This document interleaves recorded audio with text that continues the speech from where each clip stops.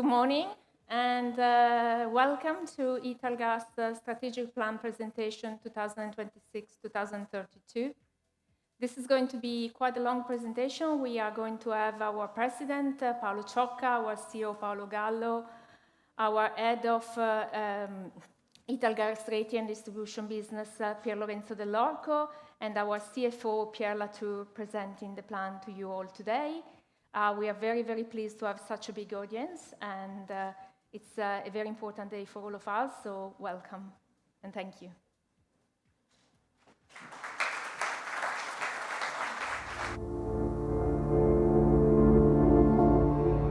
Places awaken before the people who inhabit them,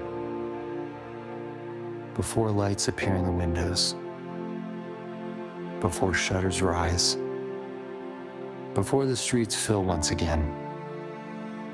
Our networks flow beneath their surface, alongside people, within everyone's life, silently, every day. Innovation transforms what already exists to shape the future we will live in. Our infrastructures are changing shape, connecting, learning, acting. Beneath our feet, data becomes movement, and connections become vision. Crossing territories, bringing together experience, opening new possibilities.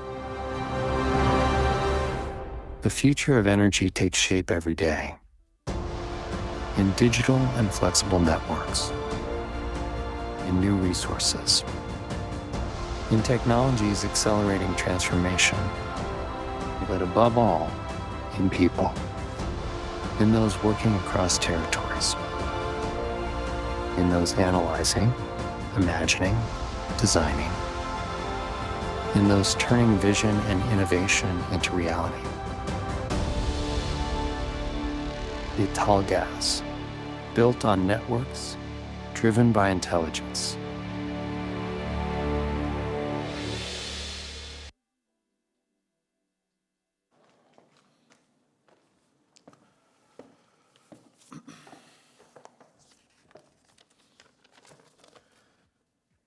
Italgas, built on networks, driven by intelligence. Is it a program? No, well, it's a reality. So good morning, ladies and gentlemen, and welcome to the presentation of Italgas 2026-2032 Strategic Plan. A warm welcome to all of you, analysts, investors, and journalists who are here today, joined by many Italgas colleagues who have traveled from different parts of Italy and Greece. This presentation bears witness of the cohesion of a group already geared towards the full delivery of the actions that we will present here today. We meet again only 7 months after our last strategic update. This close interval is only incidental and in view to recover the ordinary rhythm of our updates, altered by the 2i Rete Gas acquisition. This short time will allow us to share with you the pace at which the group is advancing. What we are presenting today is continuity and acceleration. Continuity and acceleration.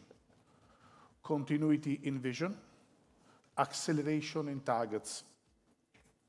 Paolo Gallo and the management will introduce you to the concrete results that the integration of 2i Rete Gas and the delivery of synergies have produced over these months.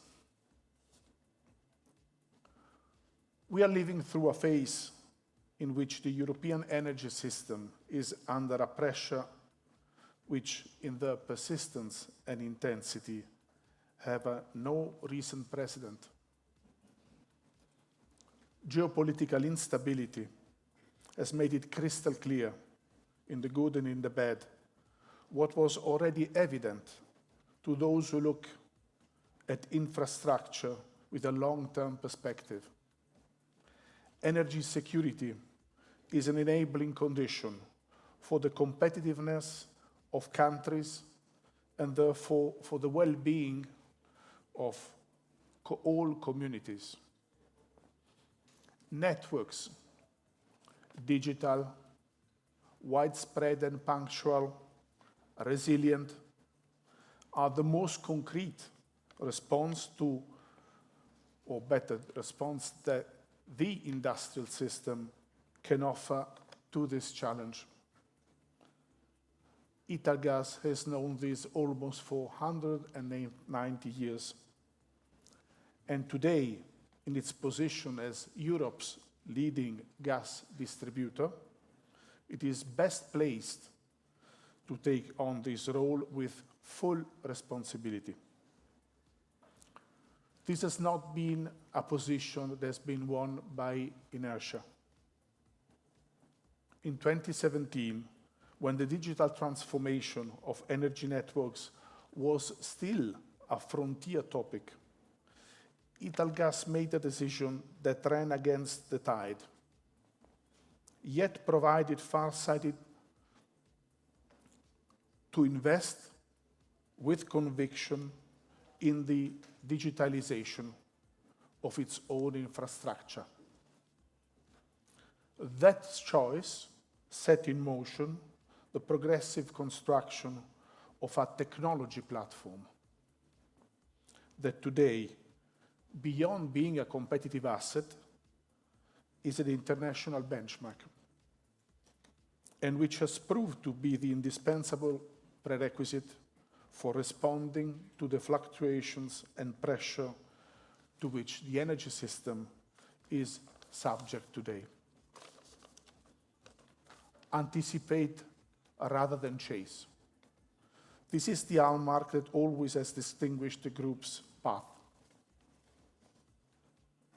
Italgas changes, grows and expands, yet remains faithful to what has defined it for many years, an industrial force that builds real progress, generates lasting value in the service of the communities, territories, countries in which it operates. Of this, we need to be grateful to all women and men of Italgas who have embraced with confidence this bet of organizational and corporate change. Let me now hand over to Paolo Gallo. Thank you and best wishes for your work today.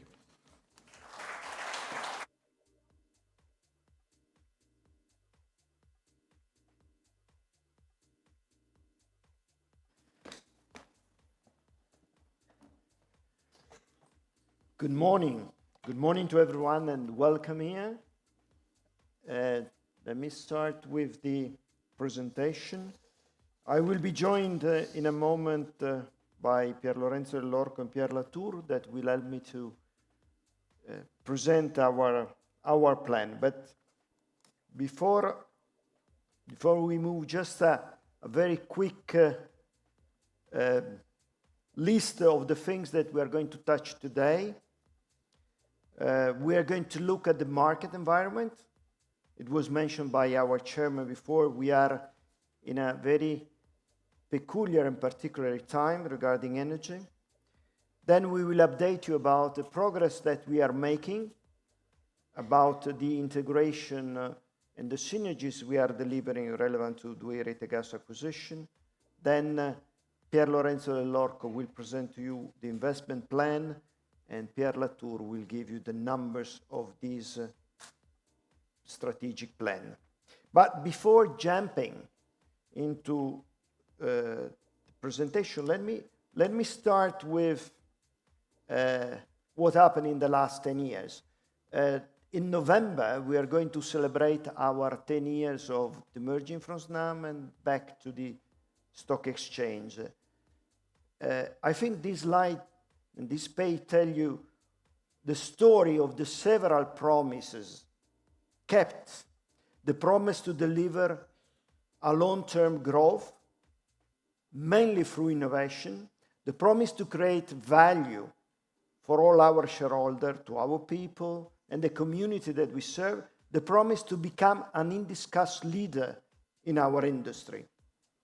In 2017, we launched something that none of the other competitors has never thought, digitization of our network. In 2018, we started the journey in the energy efficiency. In 2021, we decided to participate and won the international tender in Greece, acquiring the DEPA infrastructure. And later in 23, we scaled up in the water business. And finally, last year, we had the big acquisition of 2i Rete Gas. I think the numbers speak for themselves. Adjusted EBITDA nearly tripled, adjusted net profit more than tripled, and we deliver to our shareholder in this year 2.5 billion of dividends, without an outstanding total shareholder return of 360% since 2016 listing. If you want to look from a different perspective, in 2016 we were 100% domestic gas DSO with strong heritage and also with a lot of conservatism. We were probably the most traditional, the most conservative company in the industry I ever seen. Today, we stand as an undisputed leader in the gas distribution business in Europe, both in terms of size, but what matters most in terms of innovation capacity.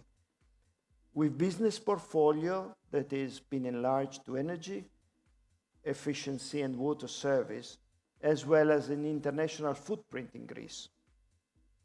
All these numbers prove a successful transformation driven by a clear vision, an innovation culture that is today our DNA, a disciplined execution, and I would say thanks to all our people, men and women, that has believed in Italgas and the vision that Italgas has developed over the years. What is next now? Which is the next chapter? So transformation is done, platform is available, is built, and now it's time to deliver. And we have a clear 3 engines. The first engine that is going to be the core of this plan as well as the coming years is the AI transformation. This is where Italgas leads the industry by far. And I would say not only the gas industry. We are deploying agentic AI at scale, not as a pilot, not as a slogan, not as a POC, but a real lever for operational efficiency across the entire business. Smarter networks, smarter processes, smarter decision. AI has become the backbone of our operation. Consolidation is the engine number 2. Italgas gas distribution market, the tenders, finally are moving. Tenders are accelerating, and we have already seen clear evidence in the past months. Furthermore, M&A opportunities are opening up, and we are ready financially, operationally, strategically to capture them and expand our leadership. Last but not least, synergies. We are not waiting. You will see the numbers are phenomenal, and it is only less than 2 years from the acquisition. Our vision is very clear. We want to expand our leadership through network innovation and value creation for all our shareholders. This vision is built around our ability to drive innovation, AI transformation, and energy transition, combined with our capability to allocate our CapEx and our continuously operational efficiency. This is the way that we run the businesses across the three segments in which we operate. Gas distribution remain our course, remain our foundation for the future. Water services, where we think that our digital capability are bringing major improvement to reduce water loss and to increase efficiency. And the first results are already coming. Energy efficiency, where that is across all our business, where we operate to support the decarbonization of the system as well as reducing energy consumption. And the vision translates into the goal, the four goals that you see here, reinforcing our leadership in gas distribution through innovation, accelerating the digitization, even more important, accelerating the AI application in our day-by-day operation, deliver a sustainable growth through the return that make our shareholders happy, and support the energy transition, because our networks are at the core, are fundamental to provide an energy at cost competitive, with security of supply, and with decarbonization movement. Let me take a look for a moment give you a general overview of what is going on the market. First of all, let me start from the bigger picture about global energy demand. Energy demand is on the rise, and the drivers are structural, are not cyclical. World economy keeps expanding, the global population is growing, more people from developing countries wants to use more energy, and on top of that, we have an entirely new source of consumption, data centers. The estimation is that by 2035, data center will require an additional 800 terawatt hours per year. It's a huge number. If you think about it, it's more than 2 times the consumption of Italy of energy. This is something that we cannot forget about.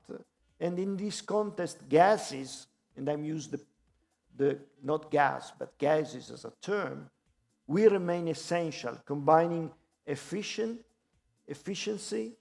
affordability, flexibility, and reliability. For years, we have talked about the energy trilemma. And let me say that I first talked about this term years ago during an interview in London with Bloomberg.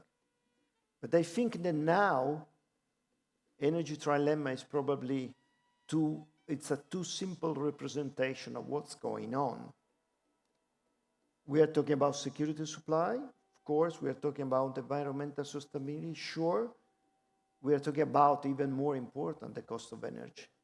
But now, on top of these 3 dimensions, there is a fourth one, that is what I just explained to you, the increased demand that is structural of energy. And that reshapes the energy trilemma significantly. We are no longer balancing 3 forces. There is a fourth one that put under pressure the other 3. And the complexity multiplies. And I think we should abandon the term energy transition. We should talk about energy evolution. Why? Because transition implies that you move from one system to another for a period of time. That is not going to happen anymore.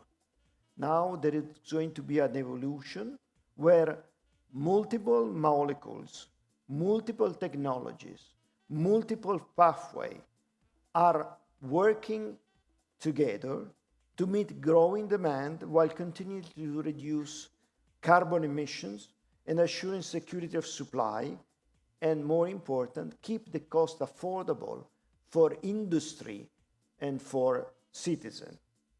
That is the reason why, as we always said, gas DSO are not a legacy anymore. It is going to be a fundamental infrastructure that will help to manage this trilemma that has become a quadrilemma by the increased demand of energy.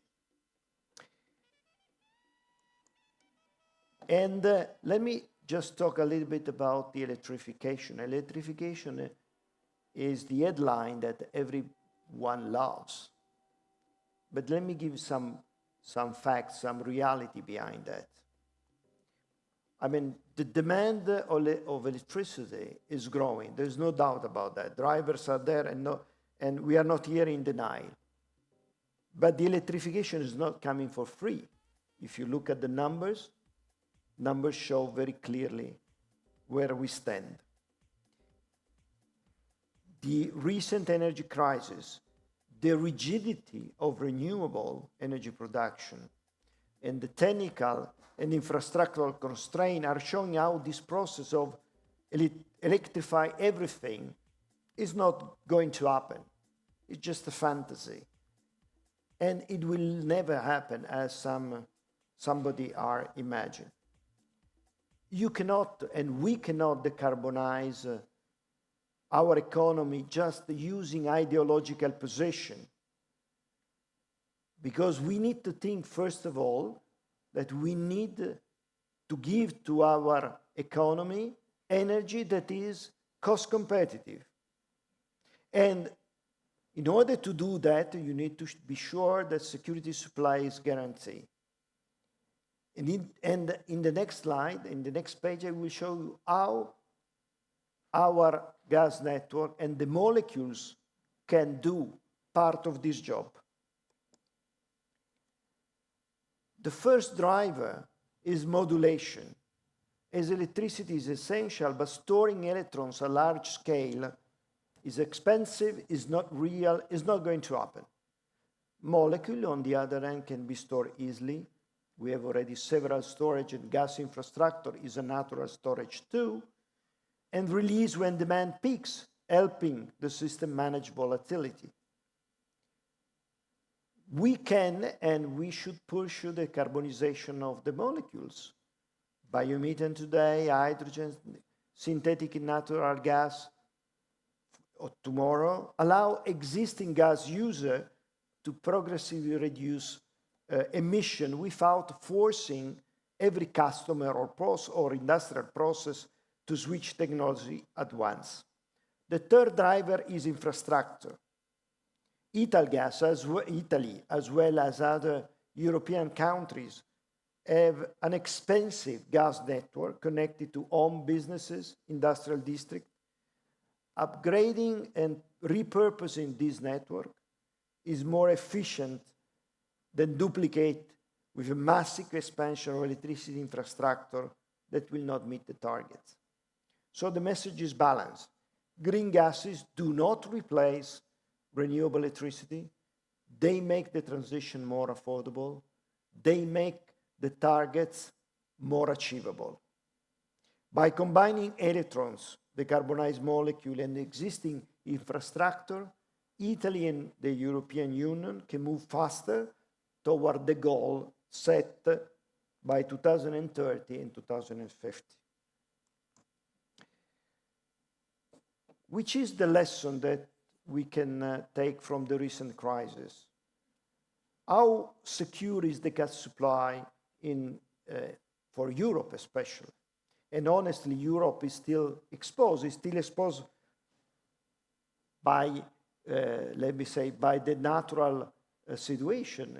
Europe has not a lot of energy resources. It depends for energy importation.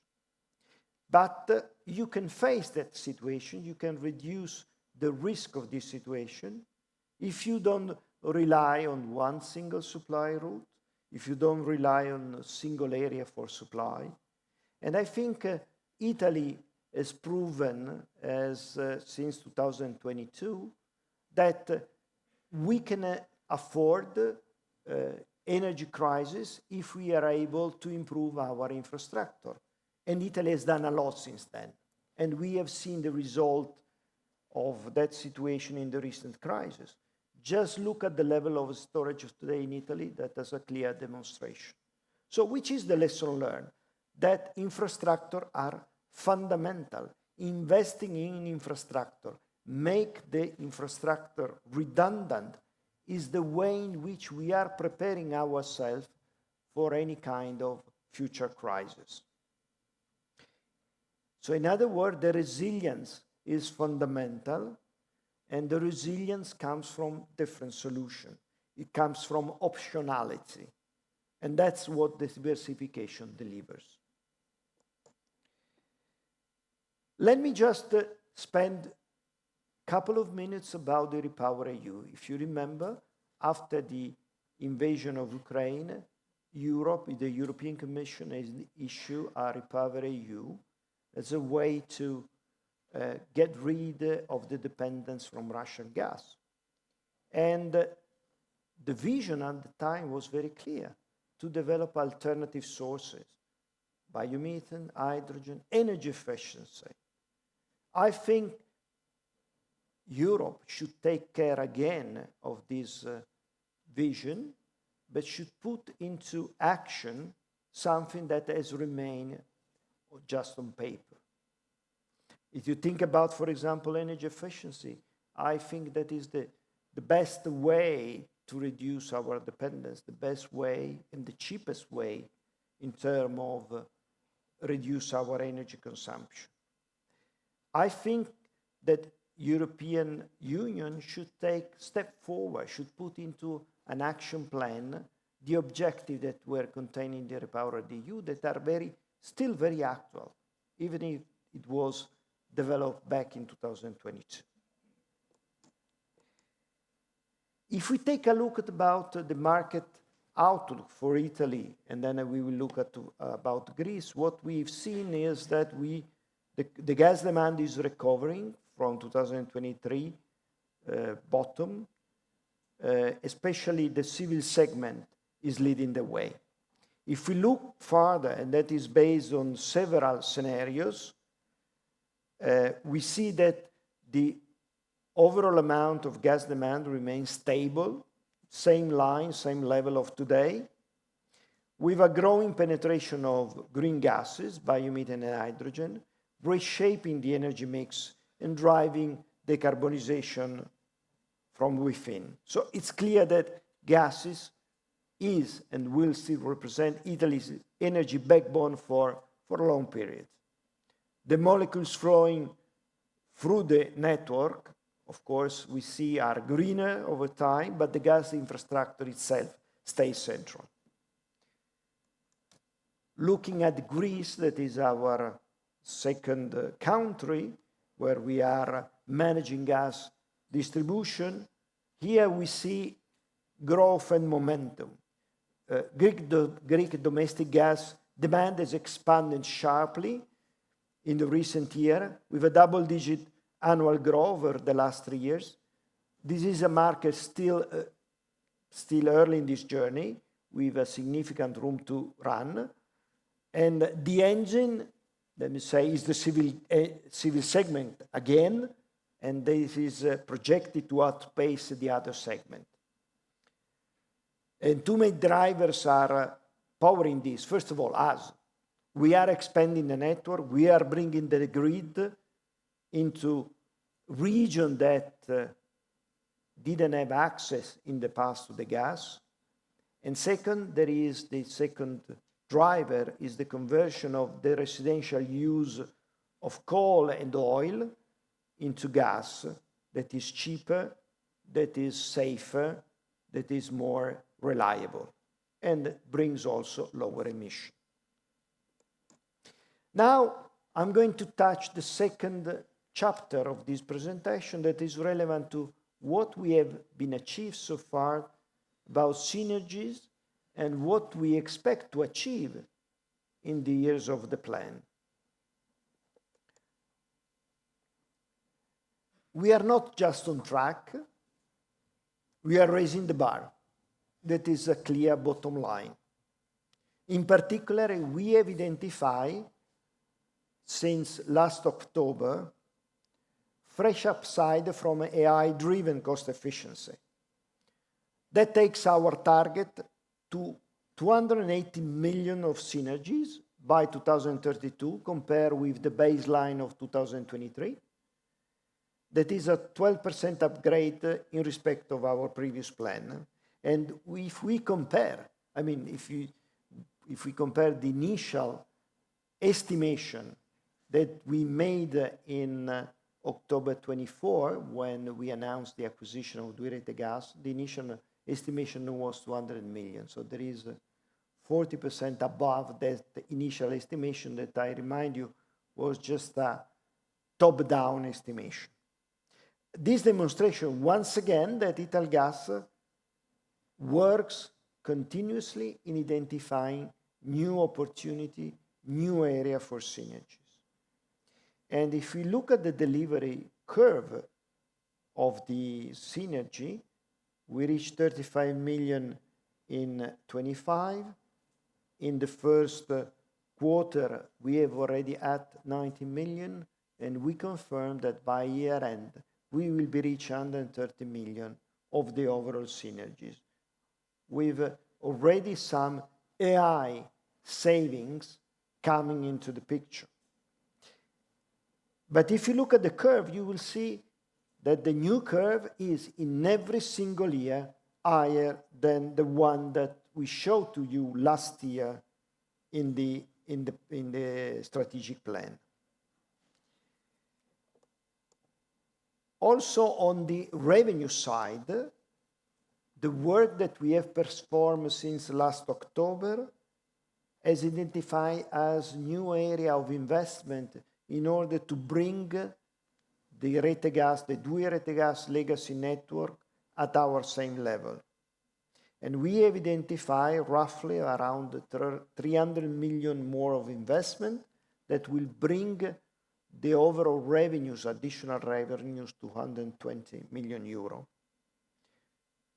And this activity to identify new potential investment has been carried out these months while we are deploying the digital transformation of the 2i Rete Gas. We identify others, and that is the result throughout 2032. But let me just remind you the journey in which we are. If you remember, in 2017, we started with what I would call unglamorous work. Between the 17 and 24, we digitized and automated the network by developing more than 50 digital solutions and addressing more than 300 processes in our company using our digital factory. We were the first gas DSO to do that at scale, not as a proof of concept, not as a pilot, but at scale. And we put all our key assets under remote monitoring and control. We created a strong backbone of data, a strong backbone of processes, and now we stand on that. In the last 2 years, last year and this year, we are moving from automation to intelligence. And today, we have more than 55 AI models in production, over 120 agents we built ourselves in our digital AI room, and more than 2,000 people trained to work with these AI agents. AI is not any longer a pilot in the corner, it's already a transforming force in how we run the business. Our ambition is another step up, hybrid intelligence, human expertise combined with autonomous agents working as one orchestrating workforce, using our trusted data, because that is a fundamental prerequisite. The data that you are using for AI should be of a good quality, and a knowledge foundation. Let me say in one word, our ontology. Let me show what the future is going to look like in our exciting journey. Start in the field, the control rooms that we have, the two control rooms that we have, one in Turin and one in Florence, will become AI automated. AI reads the alarm, look at the event, analyze the event, recommend the action, and dispatch the crew. A live digital twin of the network will be available to our people to simulate and plan scenarios before we intervene on the asset itself. Our people are not going to be replaced. Their ability will just be augmented by the use of AI and will make their intervention even more effective than before. If we look at the office, on the other side, every person will have personal, secure AI tools for drafting, research, analysis, drawing, to do the day-by-day job more efficient. Autonomous agents take what is repetitive with no value, back office work, with a human supervising and validating, and is creating new roles. People dedicated to governing our knowledge, our model, our processes, our data. As I said before, in a more comprehensive word, our ontology. AI does the heavy lifting. Humans stay in connection, in command.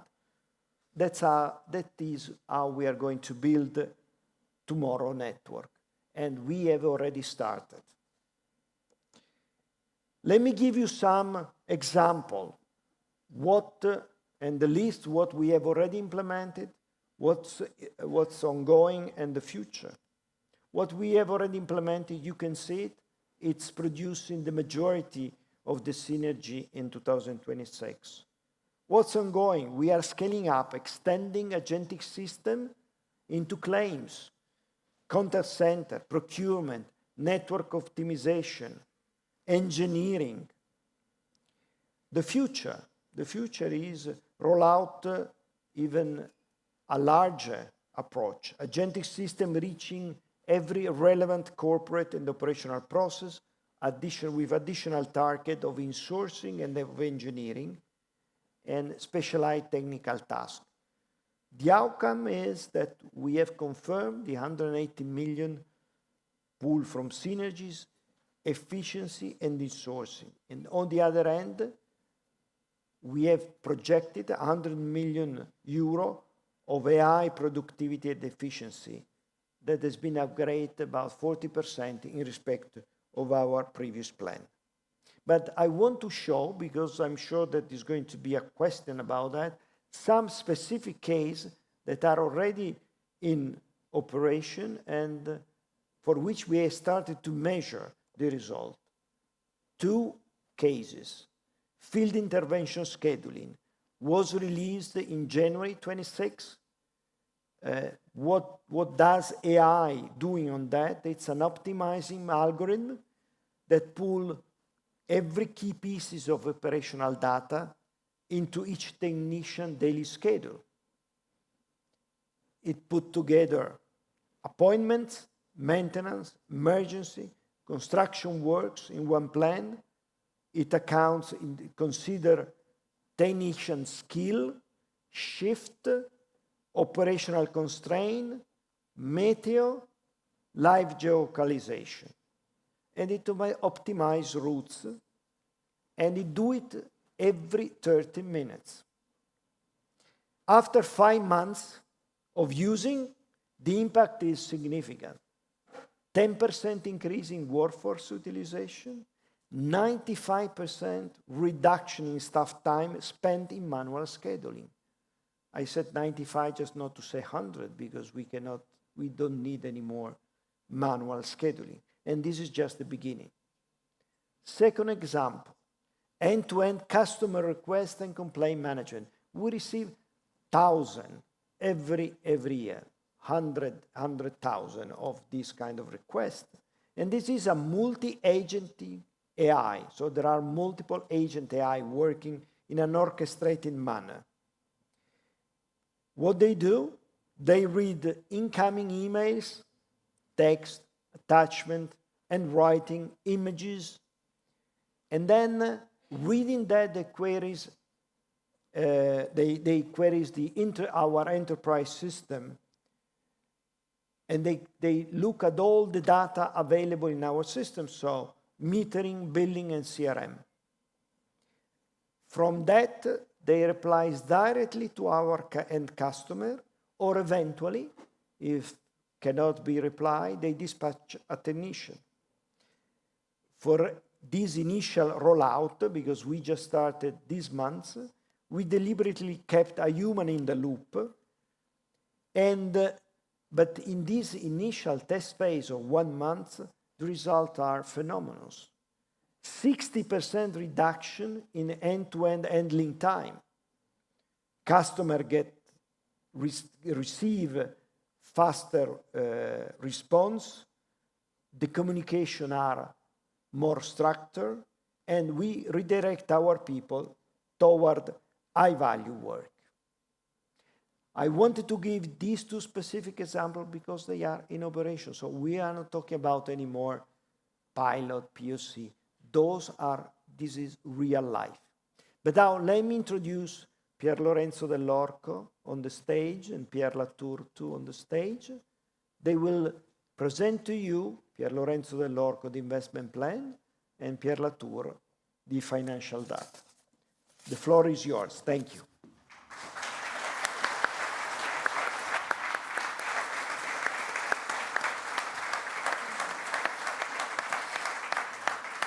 Well, thank you, Paolo. I'm really excited to present you with the investment plan of Italgas Group. Last year, with the plan of last year, we set a historical record in terms of investment plan for Italgas, and this year we're even increasing our ambition. You see here a general overview of the CapEx plan of this plan. We have designed a cohesive capital deployment framework which touches all the business lines managed by the group for supporting growth. The left-hand pie shows the breakdown of CapEx by business. You see that gas distribution covers more than 70% of the total CapEx, 13 billion over the time horizon 2026-2032. The 70% is made up of 64% for Italy, 7% for Greece. And then you will notice a piece of news, a significant increase in the share of CapEx dedicated to tenders, backed up by, as Paolo anticipated, the acceleration of tender calendar that we are facing in the last 18 months. Then we confirm our ambition in investment in water and ESCO, and we have retained some financial flexibility for M&A opportunities, which covers 4% of the entire pie. On the right-hand pie, you see the same CapEx broken down by area, and you see that network development and maintenance stays at the core of our investment plan, covering 44%, and we have a significant increase in digitization and AI, up to 27%. Let's notice that devoting more than 1/4 of the entire pie of CapEx to digitization is the best evidence of our ambition to become a real AI-driven technical network company. So this is to say that all these investments translate into tangible and measurable operational benefits. We will invest in asset digitization and AI transformation. to increase our service level and to reduce the cost, the efficiency. We will invest in the development of network, basically by replacing older assets with new fully digital assets. And we will invest also in water, again, for operational excellence and in energy efficiency. All these translate into, all in all, an increase in operational efficiency, enhancement of system resilience, leaks reduction, which is of utmost importance for the impact on environment, increase in safety, and enabling green gas dispatching, as I will tell you later. And on top of that, a reduction in energy consumption, which is, of course, of utmost importance both for economic reasons and for environmental impact reasons. Let's look at the same amount of investment compared to the plan of last year. As I said, we are increasing our ambition. You see here 13 billion euros, which marks an increase compared to last year of plus 14.6%, of course, excluding the expenditure needed for the acquisition of 2i Rete Gas last year. Let's look at the compare by business line. We see that there is an increase on gas distribution, net of the cash-in coming from the mandatory disposals ordered by antitrust body. This proves our capability of sustaining organic investment in Italy. Same for Greece, 1 billion is confirmed, so we have 1 year more compared to last year, but again, we confirm 1 billion of investment. The significant increase in gas tenders, plus 0.9 billion compared to last year, up to 2.4 billion all in all.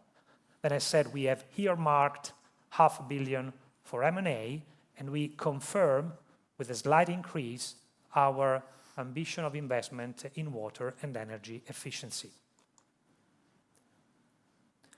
Let's now look at the Italian gas distribution investments. That's the area where most of the acceleration in CapEx is coming from compared to last year. Digitization, 3.2 billion euro, marks an increase of 14% compared to last year. And this is basically because as we operate former 2i Rete Gas assets, we have fully integrated and now we have a full control over these assets. We are identifying new opportunities of digitalization together with AI development that Paolo has already mentioned. Then we confirm the amount dedicated to network plus centralized investment. These investments are fully driven now by digitization with our predictive maintenance tool. So we are in position of better allocating resources. So we maintain the same amount of investment, but we better identify opportunities for replacement of assets and upgrading of the network. And then on top of that, tenders, which marks a significant increase of plus 59% compared to last year, up to 2.4 billion, driven by new tenders that will be awarded in the next years. Let's focus on gas distribution in Italy. I said 3.2 billion dedicated to network, for the digitization. And this marks an increase compared to last year.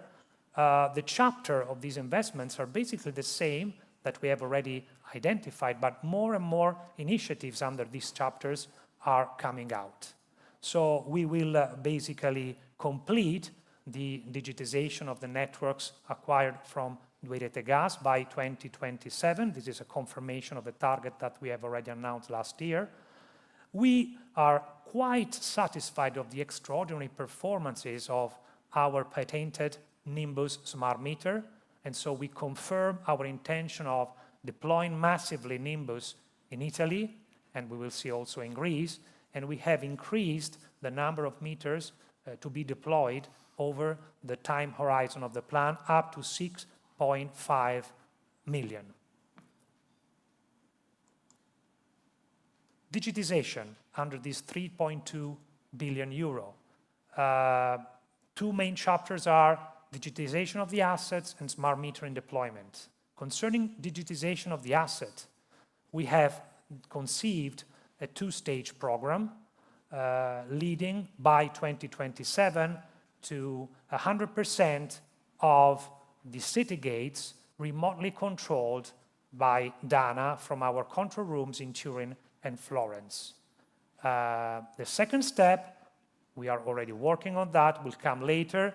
By 2031, we will have completed the full digitization of the smaller plant, district governors, and the smaller pieces of equipment across the network. Let's recall that with the acquisition of 2 Rete Gas, we have acquired a massive amount of plants, 12,000 district governors and 1,200 city gates. So we are saying that we are going to digitize this massive amount of plants in a very shorter time compared to what we have done on Italgas legacy plant portfolio.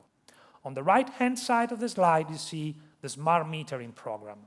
As I said, we are excited about the performances that we are collecting from the field with new Nimbus smart meters. We have now more than 220,000 meters in place, even more than that because every day we are adding up new meters. So it's not a pilot or a test anymore. This is a commercial product which is proved to be superior compared to all the other smart meters on the market. You see that the performances in terms of capability of transmitting remotely the readings of consumption are exceptional, nearly 100% compared to an average of 94% for GPRS or 2.G technology and 97% for the most modern NB-IoT technology.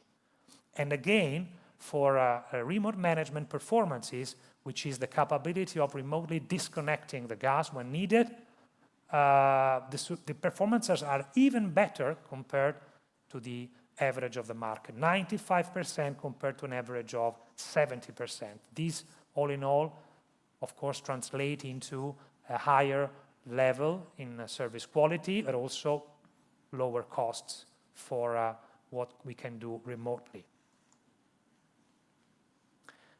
Now let's move to network. Network, we confirm more than 5 billion dedicated to this chapter of investment. We will progress in repurposing and upgrading our network, which basically translate into replacing older assets with new fully digitized assets. On top of that, we are going to expand the network, especially driven by the tenders that have already been awarded, that are included in this organic CapEx plan.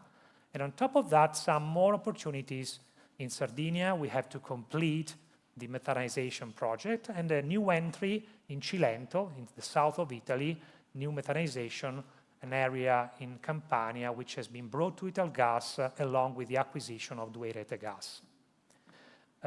All in all, we plan to work on more than 4,000 kilometers of network over the time horizon of the plan, putting together replacement of older pipes and extension of new pipes. And we are going to increase dramatically the rate of inspection for gas leak detection through the cutting-edge technology of Picarro that we have already fully adopted. And we plan to achieve 200% of inspection, which means, all in all, 300,000 kilometers per year to be inspected with Picarro fleet. An important part of this CapEx plan dedicated to network is driven by the tenders that have already been awarded and are included in the organic CapEx plan. Last year, when we presented the plan, we had 8 awarded items. Today, they have increased to 11. We have 3 more. As I said, we've seen an acceleration in the tender calendar, and we will talk about later. But this increase in the tenders that have been awarded in the last 12 months has led to an increase in the capex dedicated to these tenders, 1.3 billion, which marks an increase of plus 30% compared to the previous plan. This capex will allow us to work to invest in more than 2,000 kilometers of network, including extension and repurposing of existing networks. We will increase the redelivery points by 100,000. And what's more, we expect to have 2 more awarding by the end of this year. These 2 awarding are not included in this 1.3 billion capex. We are waiting for the formal award by the committing authority. So let's move to the tender capex plan, which is one of the pieces of news of this capex plan. As I said, we are experiencing a dramatic acceleration of the tender calendar over the last 18 months. An acceleration, so we have reviewed, as usual, our capex plan related to tenders, taking into account this acceleration in the near term. And in the long term, we have confirmed our expectations with no delay. So all in all, we plan over the horizon of this plan to be awarded with more than 100 items and to invest 2.4 billion euro, which marks an increase of plus 59% compared to the previous plan. And the addition in terms of redelivery points resulting from the awarding of these new tenders is equal to 2.5 million redelivery points at the end of the plan, with an increase of plus 20% compared to last year.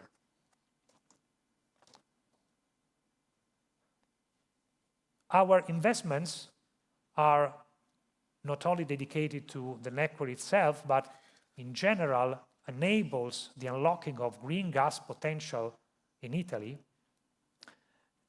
because through digitization and through the installation of new biomethane connection, new reverse flow plants and whatsoever, we are in position of fostering the development of green gases. 2 chapters here, biomethane development. We confirm our expectation of increase in terms of new connection, up to 1.2 billion cubic meter per year of biomethane injection into our grids by 2030. Consider that only 3 years ago, we had only 1 connection to our grids. Today we have 15, and we plan to reach 50 by the end of this year, considering all the connections that are under construction today. We have, meantime, started the operation of new reverse flow plants, innovative plants that allows us to debottleneck the grid in order to receive the full amount of biomethane produced by the producers. And looking at hydrogen projects, we have, as you know, inaugurated the first power-to-gas plant that we had announced last year in October in Sardinia. The plant is operating exceptionally well. And around this plant, we are building a work stream of R&D projects. First of all, blending the hydrogen together with natural gas. Both in Sardinia, and we have initiated a second project in the center of Italy. Right today, we are increasing the blend percentage up to 5%, so above the threshold set by Italian law, of course, in agreement with the bodies entitled to control, the Minister of Energy, the Fire Brigade, because we are using this plant as a platform to test the increase in terms of blending and hydrogen injection. And we plan to reach 20% by the end of this year, which will make this plant a unique site all over Europe. And on top of that, we are designing new R&D projects around the plant concerning the installation of a fuel cell, which will use the surplus of hydrogen produced when there is no demand from the users, and the installation of a methanator pilot plant, which is basically a plant which produces synthetic methane by the combination of hydrogen produced by our power-to-gas plant together with carbon dioxide. Let's move to Greece. In Greece, we are confirming 1 billion of total investments in this plan, and 60% of this amount will be dedicated to the network, and more than a quarter again to digitization. Looking at the network, we plan to lay down more than 2,700 kilometers of pipes, landing at the end of this plan to 11.4 thousand kilometers of network, which marks an increase of 200 kilometers compared to the previous plan. In parallel, we plan to increase the number of redelivery points connected to this network by 56% until 2032, reaching more than 1 million redelivery points at the end of the plan. And again, this figure is increased compared to the previous plan. We are going to fetch new opportunities of development, especially in Western Greece and Epirus, which will sustain this CapEx plan. And again, in Greece, we are porting the technologies that we have successfully experienced in Italy with our assets, both in digitization, smart metering, and biomethane and green gases. Concerning digitization, we plan to digitize 100% of the plants of ENAON by the end of this year. We have already reached 94%, so the target is, we will for sure catch this target. We plan to replace all the traditional meters in Greece with new Nimbus, and we have developed a specific Greek version of our Nimbus for this purpose. We have already installed more than 5,000 Nimbus there, and we will plan to replace completely the traditional meters with Nimbus meters by 2030. And looking at biomethane, although Greece is a step behind Italy in terms of legislation, incentive schemes, in Greece, a new law has been recently enhanced, which sets clear rules for biomethane development. So we are pretty confident that there will be a very good opportunity for biomethane development also in Greece. That is why we are working in order to promote connections to the grid. We have none as of today, but we plan to reach 59 new connections by 2032. Then let's touch a little bit M&A. As I said, we have earmarked €500 million for M&A opportunities in Italy and abroad. We start from the fact that we have proven to be fully capable of creating value through M&A, both in Italy and abroad. And with the recent 2 Rete Gas acquisition, we have demonstrated to be able to fully integrate the acquired entity in a very short period of time, to streamline the operation, to create synergies, to fully digitize the assets with a shorter time track. So we will leverage on these capabilities in order to evaluate any new opportunities in M&A in Italy and foreign countries. We're not announcing any deal today, but we are ready to evaluate any opportunity which meets a very stringent set of criteria. That is why we say disciplined M&A strategy for selected options. Basically, we will look at stable macro environment which supports long-term infrastructure investment, a place where the regulation is fair enough and predictable, and deals where Italgas can play an industrial role in order to create value through our best practices. We are not really interested in being a pure financial stakeholder. Let's move to water. In this sector, our priority is basically to enhance system resilience and operational performance. We plan to do that by continuing the investments that are already in place under basically two chapters. You see here on the left-hand side, interventions on infrastructures. We plan to intervene on more than 1,000 kilometers of connection and pipelines, both by replacing older pieces of assets and extending the existing assets. And we plan to upgrade some infrastructures that are dedicated to, for example, wastewater treatment or the network itself, for example, in Sicily. Right-hand side, the second chapter concerning digitization and energy efficiency. And here we are deeply leveraging on the capabilities of Italgas in the gas sector and Geoside for energy efficiency services.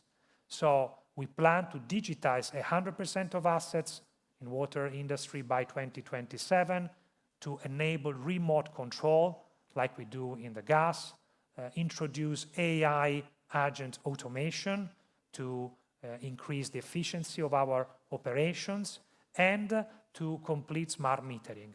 And on top of that, we are deploying some energy savings initiatives in order to reduce energy consumptions on this grid.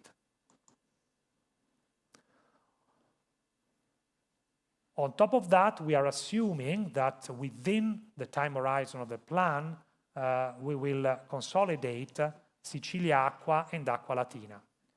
So the combination of our investments together with the consolidation will lead us in a sharp increase of the results of the water business over the time horizon of the plan. We plan to double the revenues. We plan to triple the EBITDA.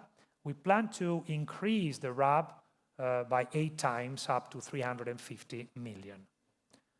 We will reach an EBITDA margin higher than 55%, and we will slightly increase the capex dedicated to water by 50 million, reaching about 500 million total investments.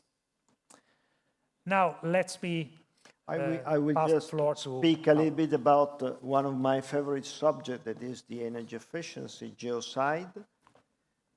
Why I'm saying my favorite subject is because I said before, energy efficiency is one of the big levers in order to achieve the energy transition target, the decarbonization, and so forth. Unfortunately, it's the probably most tough job that we need to take, but it's extremely interesting and challenging.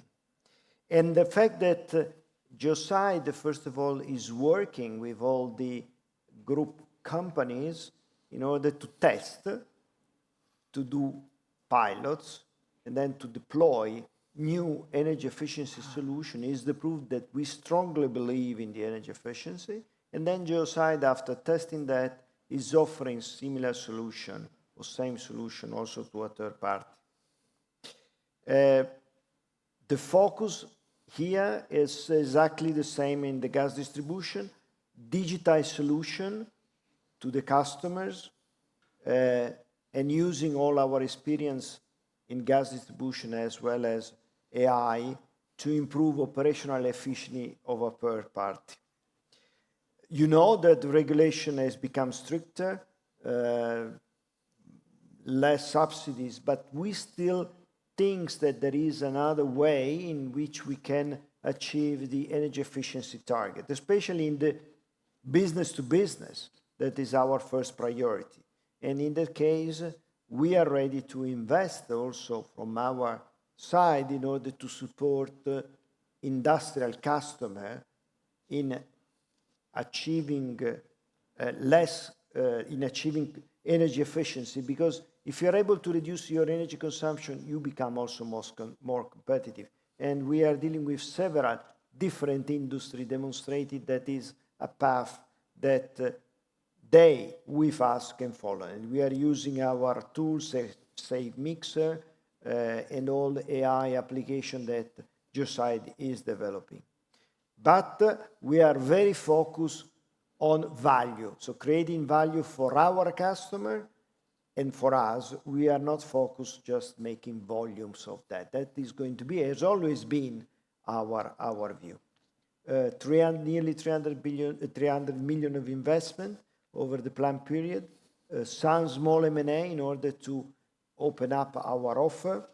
And you see our adjusted revenues by 2030 with an EBITDA of margin that is going to be around 20%.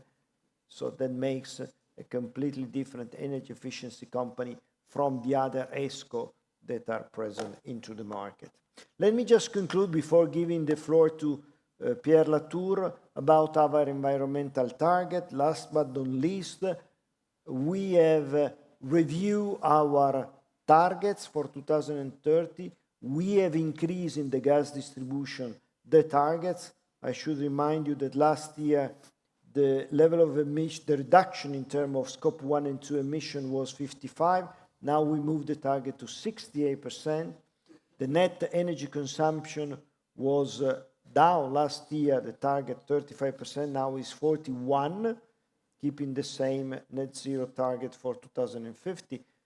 And that's why the reason is that thanks to the digitization, but then AI solution, we view that the target can be achieved.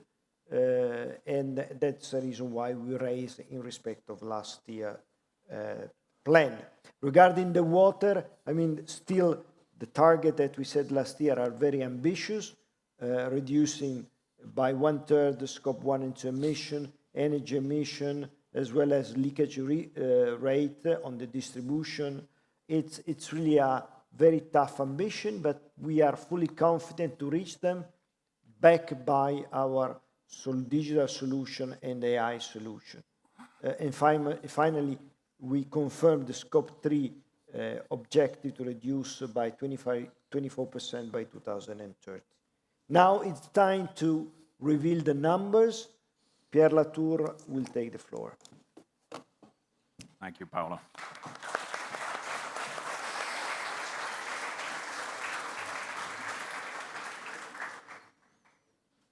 So, good morning, everyone.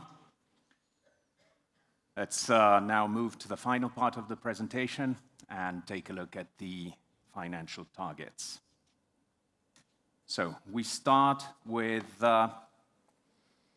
this overview.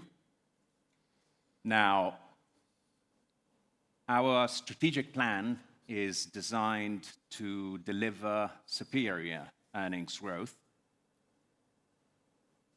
maximizing on our key levers. What are these key levers? The first one is disciplined investment allocation. The second one is operational efficiency. And the third one is balance sheet strength. Now, these levers are, of course, very much in line with the previous plan that was presented back in October. And if we now move on to the three graphs on the slide, we see on the bottom left the first one, which represents the 15% increase in the investment plan versus the prior plan. And this will be achieved via a disciplined capital allocation, which is focused on our core gas distribution activities, including tenders. The second is a continued focus on our operational efficiency, which is supported by our technological leadership and optimized asset management on top of incremental synergies from investments. Now, the third one, I want to underline this point because I think it's extremely important, is our balance sheet strength. Now, we have our operations, which include investments and dividend distribution, which are substantially covered by our operating cash flow. Why is this important? Because this allows us to have the necessary financial flexibility to pursue incremental growth opportunities. If we move to the next slide, here we have a view of our total RAB. So from 15.7 billion to 21.7 billion in 2032, which implies a 4.7% CAGR. In other words, the 2032 RAB target is 1.4 billion higher versus the prior plan. And this reflects additional investment opportunities in tenders and a higher level of organic CapEx. If we were to exclude tenders and M&A opportunities, our RAB is expected to reach approximately 19.4 billion, which implies a CAGR of approximately 3.1%. Finally, on redelivery points, including tenders, the plan reaches 16.1 million. So this is 0.7 million above the previous plan in 2031, of course. Moving on to our EBITDA.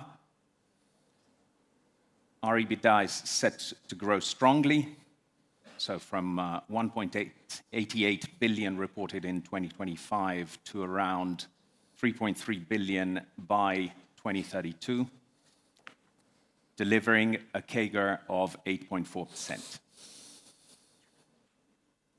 Now, the key driver in this growth is, of course, organic. We're planning, we've seen it, a significant RAB expansion, faster synergies, a higher level of efficiencies and AI, with tenders providing additional contributions. And, of course, all of this is managed through a disciplined capital allocation. Now, this bridge shows the impact of efficiencies and AI synergies versus 2025. We've seen revenue synergies that are embedded in the overall growth trajectory, whereas, as Paolo pointed out in detail, our total cost synergies are 30 million above the previous plan. Our 2032 EBITDA remains highly resilient. Approximately 88% is linked to our Italian distribution, including tenders, where tenders represent approximately 11% of that 88%. The remaining 12% is, of course, represented by Greece, water, and ESCO. And the message here is, of course, that we want to increase diversification while keeping our portfolio firmly anchored to regulatory distribution. Moving from EBITDA to our bottom line, this slide shows that our growth converts directly into a superior net income and EPS trajectory. We're targeting EPS CAGR above 9% through to 2032. This is broadly in line with last year's guidance, of course, taking into account the same starting point. Net income, you can see, is expected to exceed 1 billion as early as 2029. This is a significant milestone and confirms the quality of our growth profile and the operating leverage that is embedded in the plan. So, in a nutshell, the message is simple. First, we're targeting EBITDA expansion. Secondly, we're targeting a disciplined financial management. And third, we are targeting synergy delivery. These are the three key enablers that will translate into sustained earnings growth and increasing value for our shareholders. Moving on to our credit profile, this remains very robust and resilient while supporting a materially higher investment plan. We're expecting our net debt to RAB to go back in line with our rating agencies' thresholds, and we're expecting to do so in the midterm. This, of course, is a confirmation of last year's plan. And then, looking forward towards the end of the plan, we're planning to reach approximately 61% by 2032, so a continuous deleveraging process.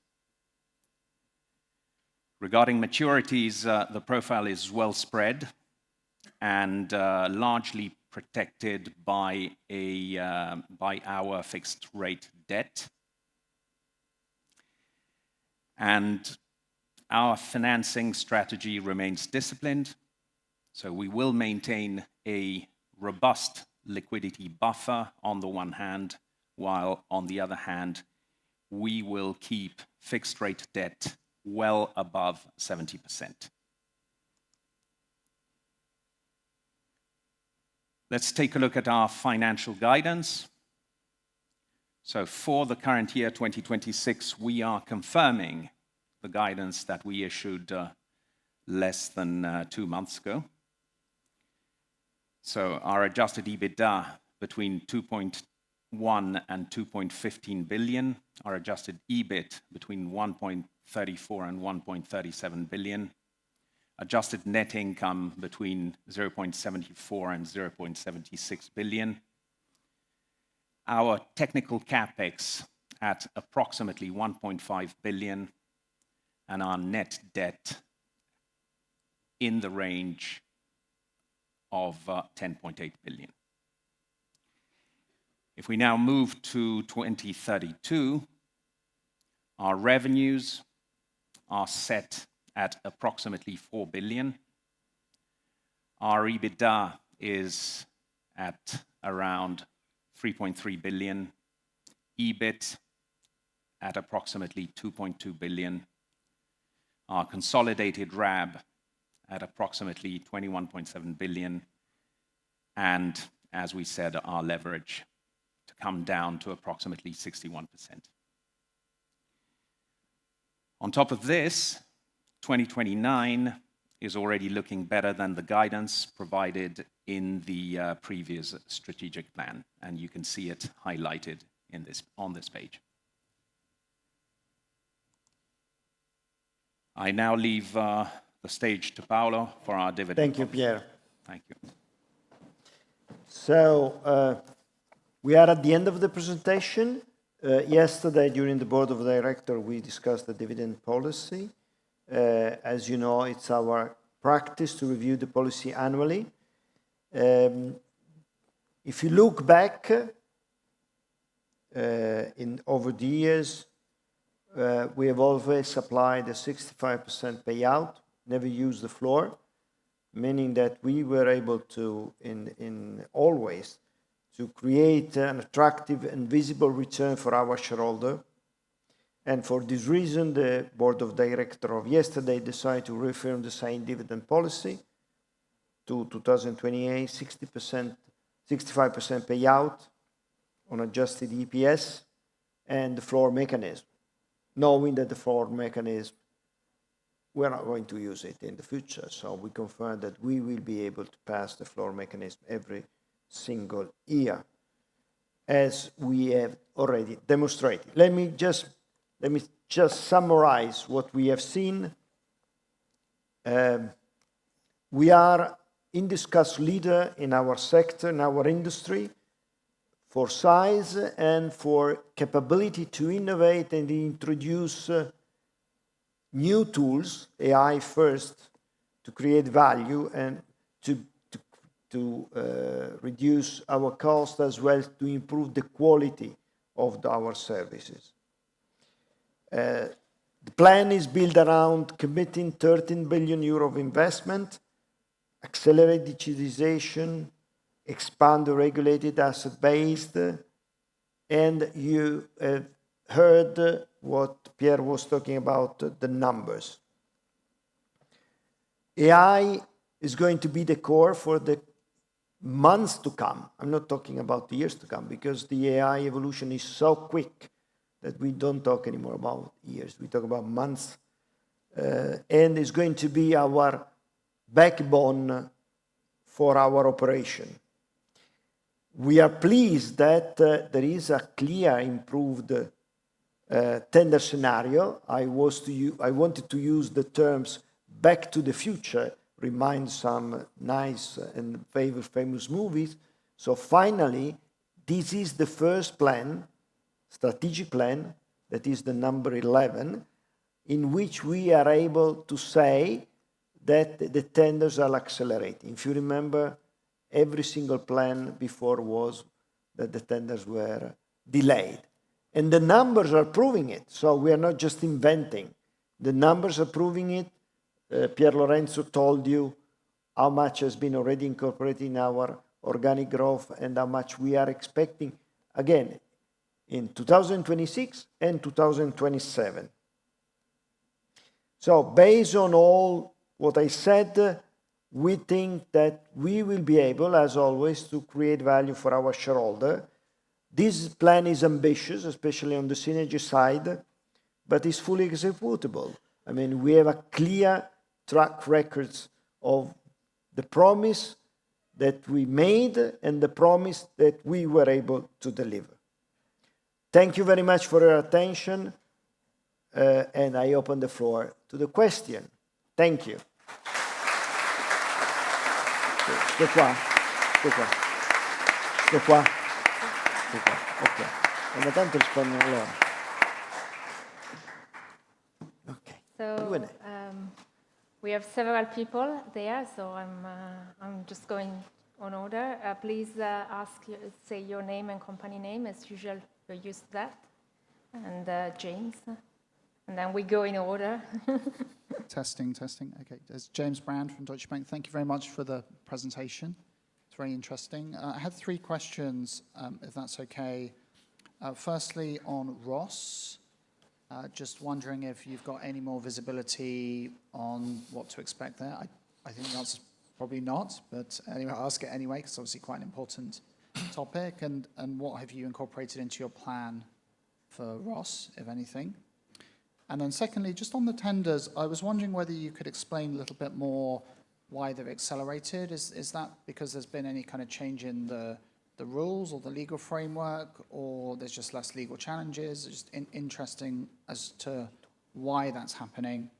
And then thirdly, you mentioned that you were deleveraging over your plan initially in line with what the rating agencies required, and then it sounded like maybe further thereafter. Is there a reason for that? Is that because you're more comfortable ending up at a lower level of leverage, or is it just because going out to 2032 you want to leave some optionality in the balance sheet if there are further investments? Thank you very much. Okay, I'm taking the first question, and the first question, it says, No, I mean, you responded to your question. There is no more visibility in a sense that we are waiting for the regulator ARERA to release the first consultation document. Of course, in our plan, we have taken into consideration, as we did in the past, some amount of money that should be given back to the system based on our efficiency. So it's included in the plan, but does not include the full ROS because we don't know the details. We feel, notwithstanding what I said, we feel that the ROS application will be, and you have seen it in all the presentation, will increase our flexibility and it will increase our ability to act as an industrial operator even more. And if I may, there is a very limited, very ROS application already inside. Think about the centralized RAB. Centralized RAB works on the, let me say, on the concept of I will provide you a tariff that is number of euro per delivery point for everything that is not in the RAB. So think about buildings, car fleet, IT, and then you do what you want. And that is where we were able to extract more value because we decided without, let me say, having any constraint to be, it's OPEX or CAPEX. It's just receiving a certain amount of money that is a tariff and then deciding which is the best way to use that money, investment, renting, leasing, IT, and that is what we did. So it's a small example of application in which our ability to use in the best way that money is already demonstrated. So I'm hoping that the ROS will come into force very soon because then we can extend this approach also to the operation. I'm taking also the third one. Sorry for Pierre for advancing, but I know that this question was coming, so I'm already, you raise every time. I mean, first of all, we need to go back under 65%. That is the commitment that we took with rating agency. We want to keep the rating as it is. And then the fact that after we go below 65% means that we will have, and we will probably find some other, as in the past, some other opportunity to invest. So I was thinking that you were asking about dividend policy or buyback. So I have anticipated, eventually answer. We are going to use all our financial flexibility to take opportunity. As of today, have you seen, we have put a limited number on the M&A, but that does not mean that if there are opportunities coming up, we will use that financial flexibility to take this opportunity and to deliver superior return to our shareholder. Tenders is Pier Lorenzo Dell'Orco that is looking after every single day what's going on. Yeah. Well, there is not a single, I would say, a single reason for this acceleration. I would rather talk about a wide variety of reasons on a case-by-case situation. I would say, first of all, let's start with the consideration that a lot of committing authorities in Italy, which are entitled to release call for tenders, they have been collecting the documents required for the call for tenders for years now. We have committing authorities that have requested to Italgas for 10 years in a row the documentation which is needed for releasing a tender while postponing the issue of the tender. Now, I mean, they have realized that time is now and they have to release the tender after so many years. Then there are some other cases where municipalities are really interested in having a new operator which is capable of investing, modernizing the grid, extending the grid, making the grid ready for renewable gases, things that are hard to comply if you have smaller operators with an uncertain horizon ahead of them. So they're pushing to have these tenders in order to foster a new investment. And then there are also some municipalities which retains the ownership of part of the grids, and they're interested in selling the grid to a new operator, and they can do, by law, they can do that in Italy only through a tender and not on a single, on a one-on-one negotiation. So they're pushing to have these tenders in order to monetize their stakes in the grid. So it's a wide variety of situations. Next question. Thank you very much. Bartek Kubicki, Bernstein. If you don't mind, I will also ask 3 questions or touch base on 3 topics. First of all, on M&As. Just going back to a history, you had an M&A wave where I think you bought like 200 or 300 million of assets, small premium to RAB, good transactions. And then somehow it disappeared. Probably, I don't know, there was no market for M&As, and now you are coming back to this topic. So I wonder whether something has changed, meaning are the smaller players somehow suffering and they are willing to be sold? And also, if you think about the other side, the buyer's side, whether the latest reshufflings on the markets, think about your disposals, think about other players selling assets, whether there is an appetite, you think there would be a higher competition for assets to be bought, both in M&As and in tenders from other players. So whether there's a willingness for others to consolidate the market as well. Second of all, I would like to ask you about the topic which I think is quite widely discussed, which is the affordability, because obviously if you put more money into your network, you increase your revenues.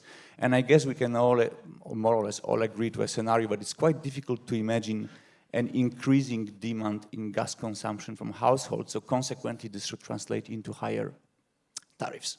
So I just wonder, in your mind, what is the outlook for gas distribution tariffs in your perimeter, given the CapEx or investments you would like to do? And the last point, very short, on AI. 4 questions. Okay, It's great. No, just you said 3 questions, now you're on 4. Okay, I'm happy to. No, that's okay. You can do it. No problem. Okay, I mean, just on AI very quickly, because currently we are seeing AI impact on OpEx, AI impact on revenues, but whether in the future we can see AI impact on CapEx and consequently potential CapEx cuts, because you will be able to deploy artificial intelligence better. Thank you very much. Okay. First one, something has changed. Let me say that if you remember, the period in which, I mean, you remind very well the period in which we were able to deploy a number of significant, I think 11 or 12 M&A transactions, small transactions. That was the time in which they were debating about tenders. So we were still saying that the tenders were ready to come and so forth. Now the fact that the tenders are coming, numbers are proven, probably somebody sees that is our perception, some small operator will see the opportunity to not to wait until the tender, but just to sell, remember, to sell the overall company. Remember that when you sell through the tender, you sell asset, you sell the people that are working on the asset, and you send some, and that's it, finally. So if you still have a company, maybe you think that is the right time to anticipate a little bit the tender and to sell it before. That is our perception as of today. So the two things, the tenders is moving and there are opportunities on the M&A, at least in Italy. I think that the two things are going together. That is our perception. It's one explanation. It may not be the right one, but we are just bringing you facts. From the buyer side, I think that it depends on geographical. What we have seen when we made a disposal is that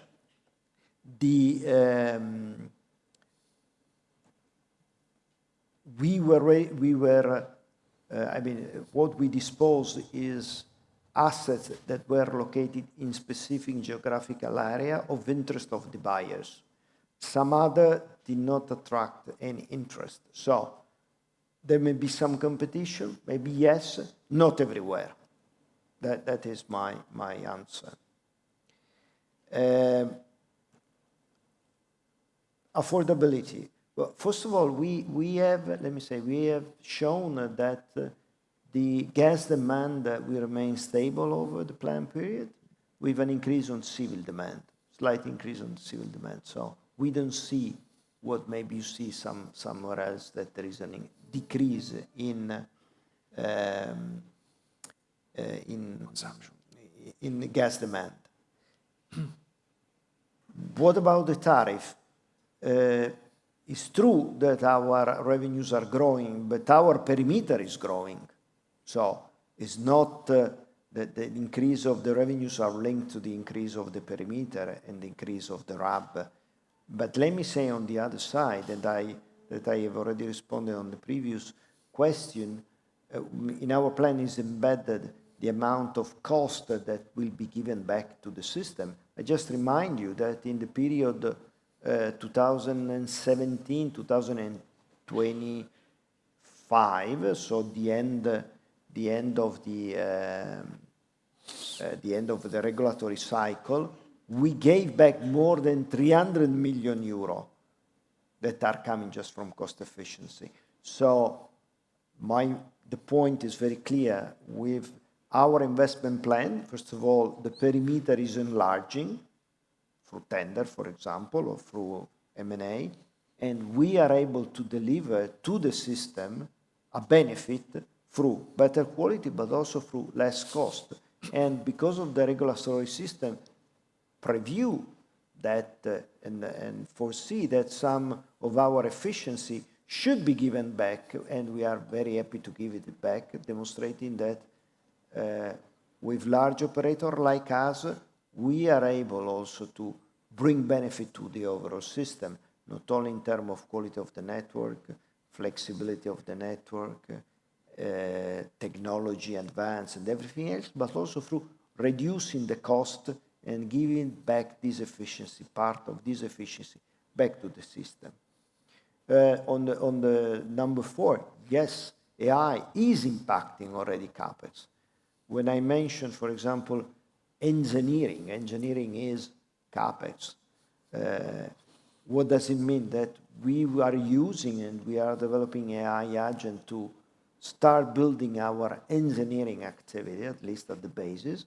So it will be more efficient, but I would probably say also more quick. So we are going to gain in terms of efficiency, as well as we are going to gain in terms of time.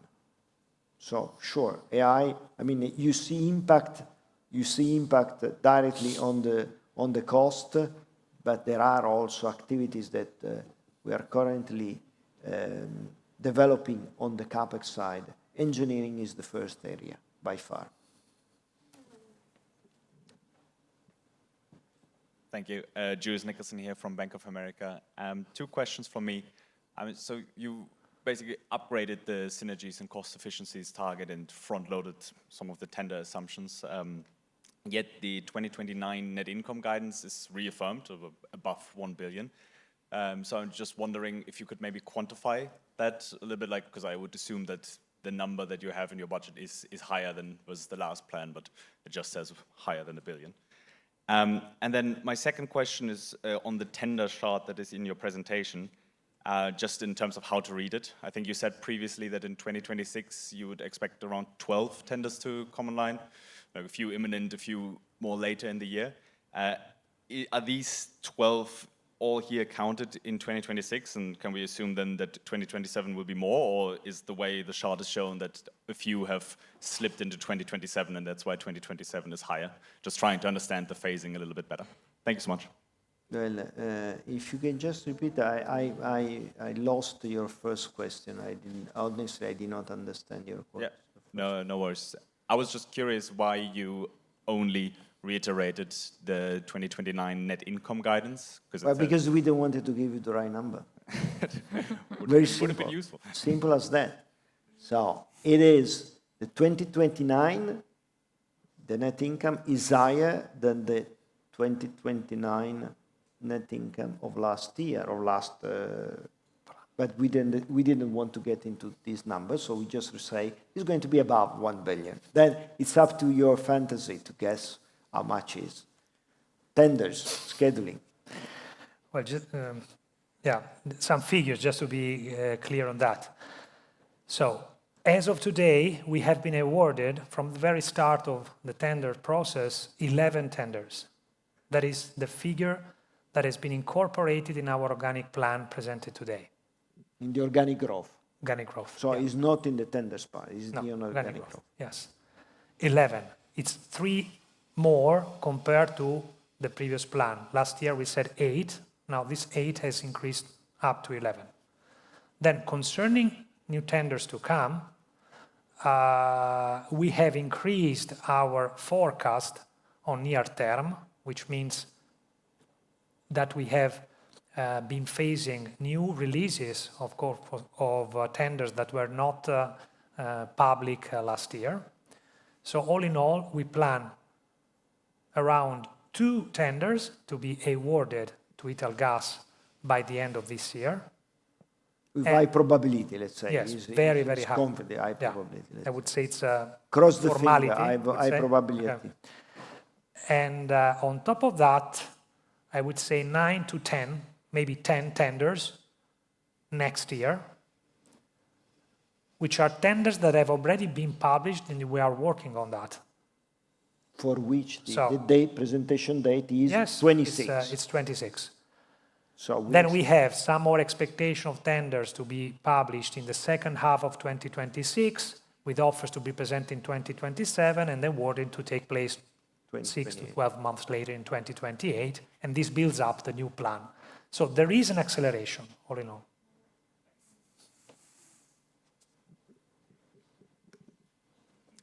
Hi, it's Dominic Nash here from Barclays, and thank you. I had to take 3 questions, please. The first one is, can you provide some colour and some assumptions around regulatory returns, underpinning your EPS and EBITDA growth targets, particularly post 2028? Like, how sensitive is your EPS growth numbers if the allowed returns were to be reduced? On that as well, your £13 billion CapEx programme, how much flexibility would you have around that? If returns were too low, could you dial down the investment into your system? And what assumptions have you got for your sharing between customers and from your efficiency between shareholders and customers? And just, I know I just had 3 questions, but final one, because you piqued my interest at the start about the carbon pricing. I think Italy's been potentially at the forefront of maybe re-debating the carbon policy. What probability do you put on a material change in the carbon pricing going forward, please? Okay. Maybe I will ask you to clarify some of the question. What we have assumed, as always, we didn't take any position about changes in the WACC of the plan, as always. So that is our policy. We run internally sensitivities about if the WACC is going up or down, so we know exactly how the plan eventually will evolve in case the WACC is going up or down. So we know exactly which is the impact of changes in the WACC, but as usual, we don't take position on that. We are in the middle of the observation period, so we don't know yet what is going to happen by the end of September. If you can rephrase for me the second question, it would be nice so I can respond more. Hi, yeah. The second question is one that if they reduce the returns going out, what flexibility have you got to reduce the investment in the system?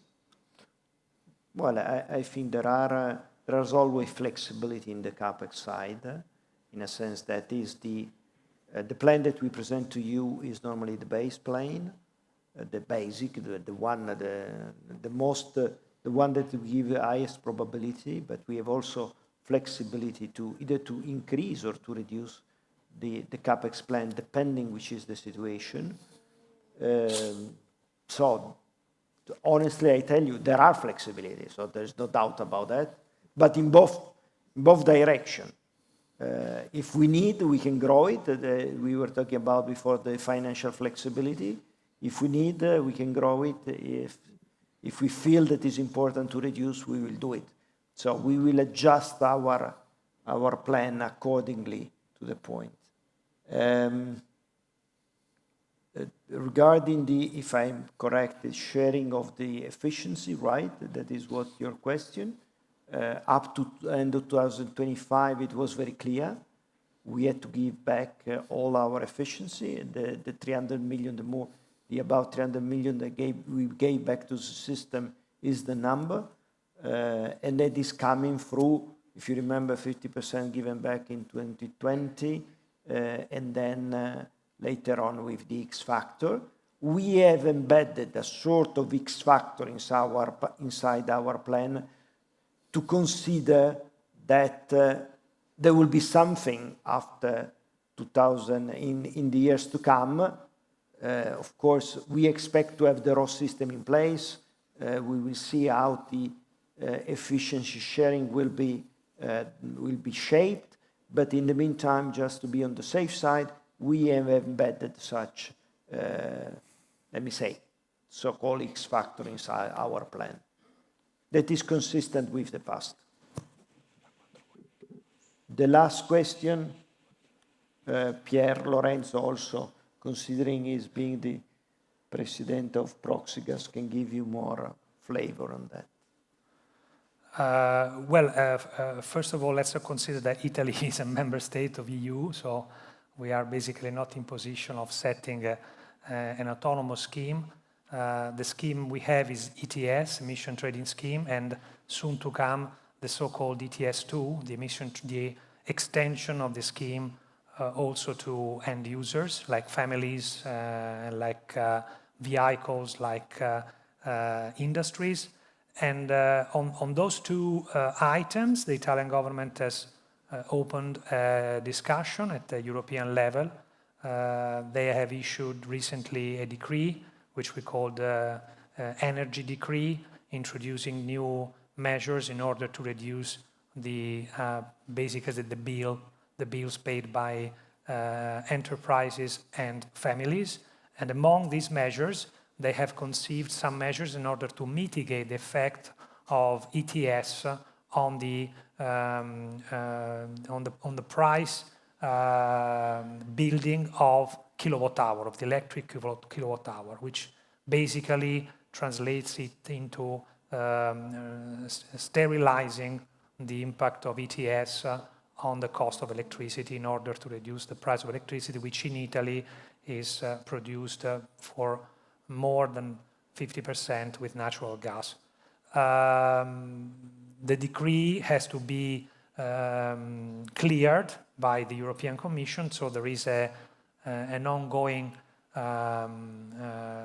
debate table open between the government, the Italian government on one side, and Brussels on the other side, in order to approve for a final clearing of this decree. So we're waiting for that. And then we will have to, they will have to approve the national law enhancing the ETS2 scheme.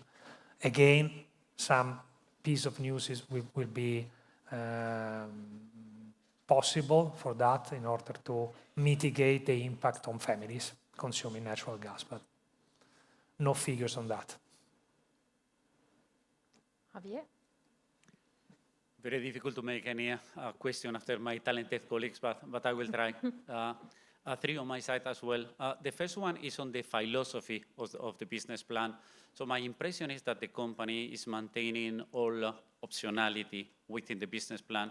So it's a long-dated business plan that goes until 2032. Dividend policy just goes up to 2028. And the impression that I get is that the company does see opportunities to deploy capital.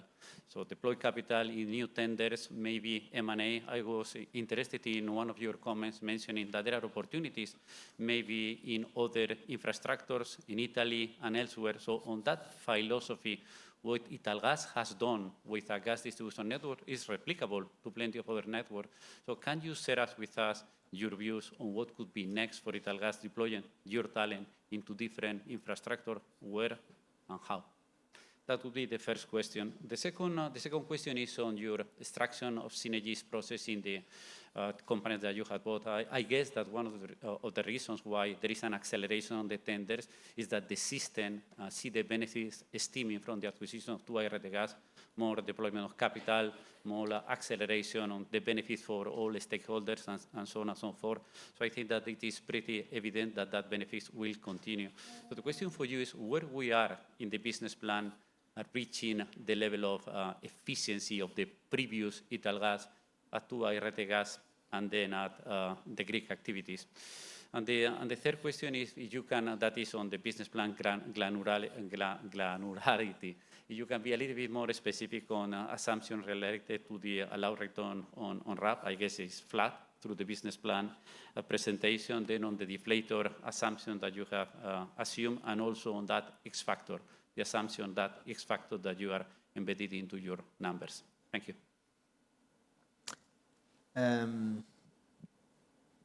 Well, if I may summarize, the first question is that, well, you know, the dividend policy ending in 2028 is because in 2028 there will be, the board is going to expire. So we don't want to commit for another board. So that is just consistent with the period, the time frame in which the board has been appointed.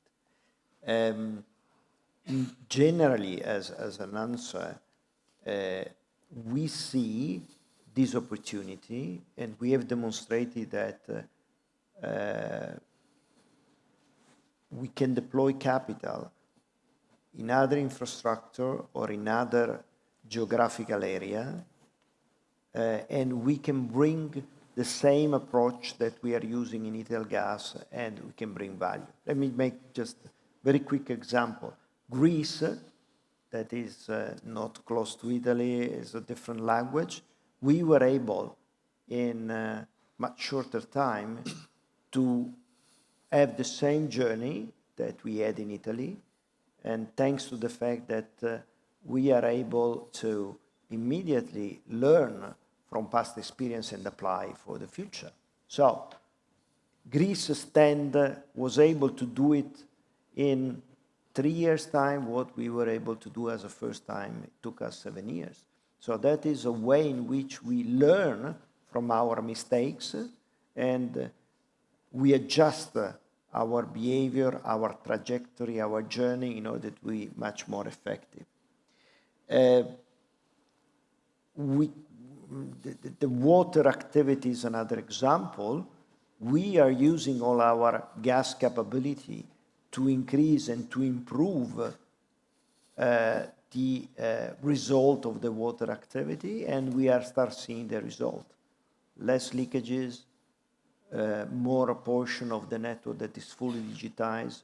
Through digitization, we are able to reduce the leak, or even the project capability. I mean, you know, in Sicily, we were able in 6 months, 8 months, to build 3 new desalination plants.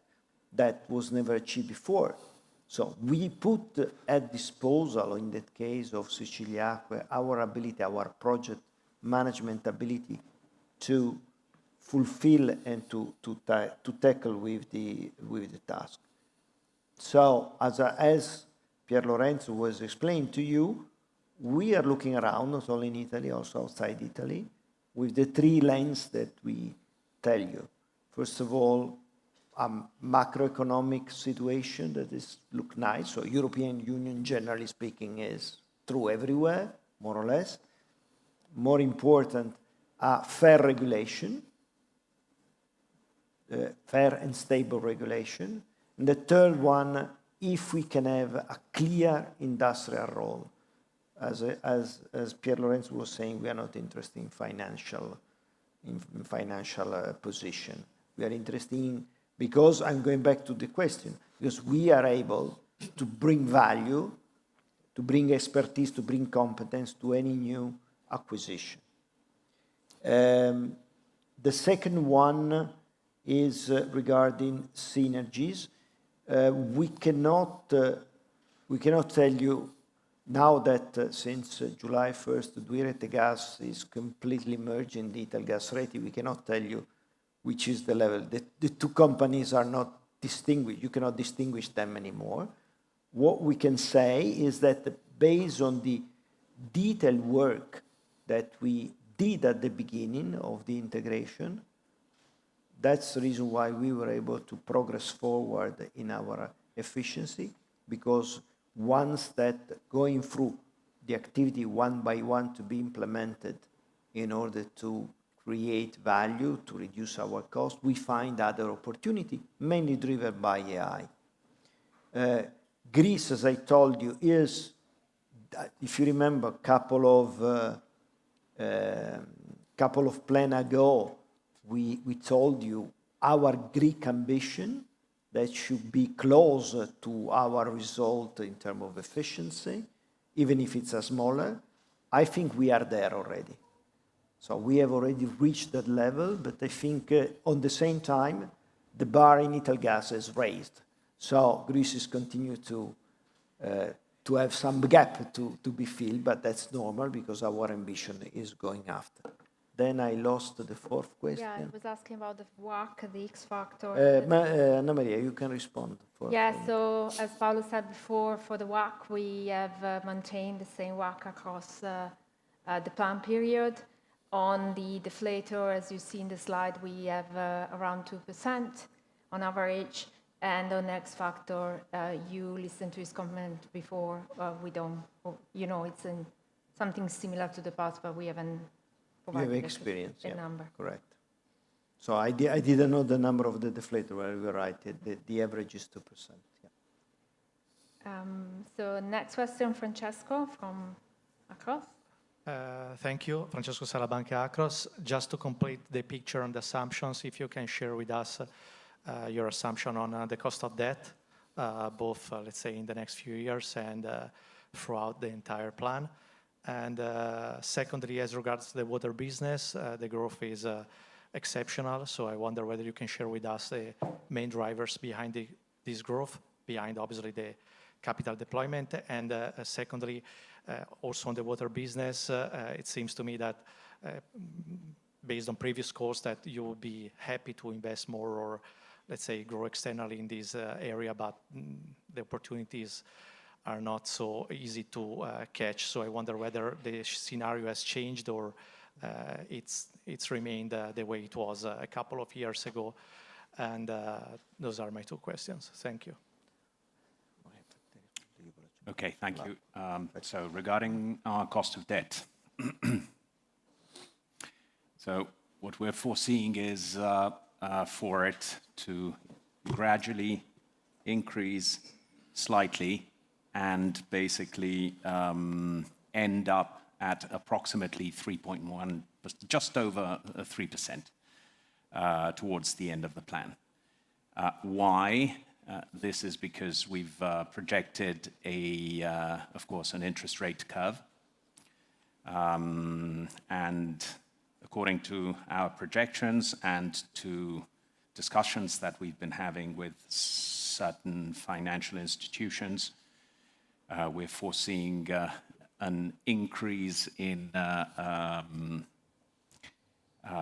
reference interest rates and subsequently a gradual decrease starting in mid-2027. And so this brings our overall cost of debt to approximately just over 3%. Well, remember that some of the bonds were issued when there was a different completely period in which we were looking yesterday. There is one bond that was issued with 0 interest rate. So it's difficult to lower the 0 interest rate. And there are many others that were issued at 1.46, 1.7. So that's, I mean, with the interest rate where we are today, it's clear that our interest expenses will slightly increase over the plan period as much as we are going to replace and reissue new bonds.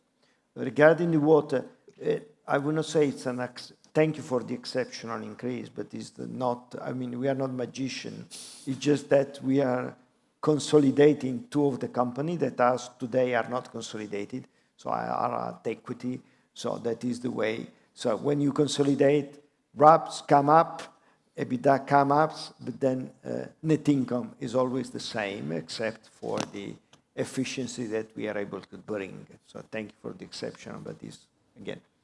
M&A in water, you responded to yourself. There is no opportunity, unfortunately, because that infrastructure need, the Italian water infrastructure need a lot of investment and need a lot of innovation, especially, I would say. So they need two steps forward, investment and innovation. But that is what we are applying to our current asset, but that is the perimeter that we have. We didn't see any other opportunity as of today. Hopefully the situation may change in the future. Next question. Is there any? Ella? Thank you. Hi all. Yeah, Ella Walker-Hunter from Citi. Thanks for the presentation. I have two questions. My first question, you've spoken a bit about balance sheet flexibility and the optionality you have there. Could you maybe rank the different levers that you have in terms of M&A, higher dividend, share buyback, how you would rank those different optionalities? And then my second question is to do with M&A. Is there any real sizable M&A that you can do that's feasible, whether that be in Italy or outside of Italy? Well, I thought I had already responded on the first question, we don't have any plan to dividend increase or buyback. I think the best way to employ our flexibility is to find new investment for creating growth for the company, as well as creating value for our shareholder. So the flexibility that we are creating in our balance sheet is to be able to capture opportunity in the market. Imagine that if that discussion would have been done differently years ago, we would not have been able to capture the TUI Rete Gas opportunity. Thanks to the flexibility that we created over time, no buyback, dividend 65%, that is the right balance, we were able to capture the TUI Rete Gas. I mean, that's the evidence and the answer that our policy is we want to invest in the company to grow, and that brings value to our shareholder. M&A, as I said before, we are looking around not only in Italy, but also in Europe, and if anything will come out, we will look carefully. The three lenses that I discussed before are still there. Are there any sizable opportunity? As of today, we don't know. If you have any idea, please bring that idea to us. We will be very happy. But that is what it is. I mean, we see that there may be in the future some movement about opportunity in Europe, but let's see where, when, and if it makes sense for us. Next question. Hi, Alexandra Sova, Equita. Thank you for taking my questions. Some follow-up questions vis-a-vis what was already asked. So again, maybe on financial flexibility, just a check. Do you include in the current plan, or would you consider hybrid instruments, hybrid bonds over the coming years? The second one, again, on M&A and capital allocation, all right, the fact that you prefer to invest in M&A or RAB-eligible CapEx, but let's say that you don't find an opportunity that ticks all the boxes or your stringent criteria. Would you consider in that case giving back to shareholders at least this potential 500 million in M&A you expect in the plan? And then one on concessions, maybe an update if you have any update on the Rome concession. So if your current plan envisages that you are awarded or keep, let's say, the Rome concession. And a very final one on On inflation, again, so since we have seen a reacceleration in inflation, so if you think that this could in some way put some pressure on your cost efficiencies targets, and on the other hand, if the current average 2% deflator you are including in your plan is a sort of floor, and if maybe you expect to see ARERA coming up with a higher deflator, as it was the case a couple of years ago. Thank you. First question, no, we don't, as of today, we don't have any plan to issue any hybrid bonds. Second question is, it would be easy for me to answer to say, yes, if we have the flexibility, we'll give it back to the shareholder. I think it's much more challenging for the management to find a new industrial opportunity, because that creates value for the company and for the shareholder. And we have demonstrated, this question has been raised every single capital market, every single meeting with the investors, and the answer has been always the same, and it's not just a matter of answer. Reality demonstrates that we were able to find different investment opportunity. I list them at the beginning of the presentation. At the beginning, the tenders were slowing down. It was reminded by one of your colleagues. We had like 11 or 12 M&A acquisition. Then we started to invest in energy efficiency. Then we look at the water. Then Greece came up and we participate to the tender. Then there was the two-year rate gas opportunity. So, being agile, flexible, financially and operational, it's a great value in which you can take opportunity that came up. So my answer is always the same. I prefer to allocate the flexibility in order to grow the company. That will bring also value to the shareholder, as we demonstrated over the years. Regarding Roma concession, there is no news. We provided to Roma, to Comune di Roma, all the information they needed to launch the tenders. Of course, we are ready to participate. It's our largest tender by far, largest concession by far. But there is no, we don't know. We have, I think, planned it for to happen at the tender in 27 and the award in 28 in our plan. Inflation may increase. I think our synergies plan is probably the best remedies to tackle the inflation, because we demonstrated that we can, reviewing our processes, our industrial processes, we are able to reduce the cost. So we are building in our body the best resilient antivirus, if you want to call it, if the virus is the inflation. So we are ready to tackle any inflation that may come. Of course, we'll see, depending.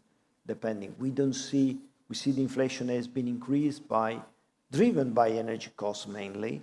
So if the energy costs will go down, we'll probably experience also the inflation later to go down. Deflator is extremely linked. Remember that the step up made by the regulator in the past is because they changed the reference, not the indicator, the SAP, whatever it was called before. Now it's a different one. It's fully linked to the inflation. So of course, if the inflation is going up, also the deflator is going up. They are strictly linked with only a time lag of difference. So we don't expect any further step up. If the inflation is going up, probably later on also deflator will go up. But the two indexes are extremely linked. Thank you. Very clear. Other questions? Yeah.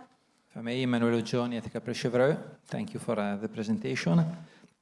Basically, everything has been already asked so far. So just a consideration on your, you are probably the vocal management in the sector, in Italy at least, on the AI application, on the AI opportunity, etc. You are for sure the first mover, etc.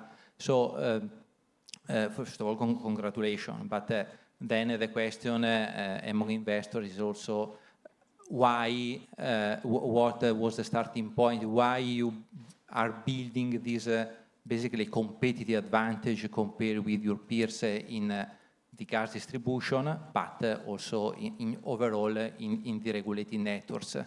So what are the main drivers at the starting point, basically? Very good question, honestly. It is, and the reason goes back in the past. I think that in order to get the most of AI today, you need to have two things: a truly digital platform and a very good quality of data. If you don't have these two, well, you can talk about AI. I've been in several conferences where everybody were talking AI, everybody were talking use of AI.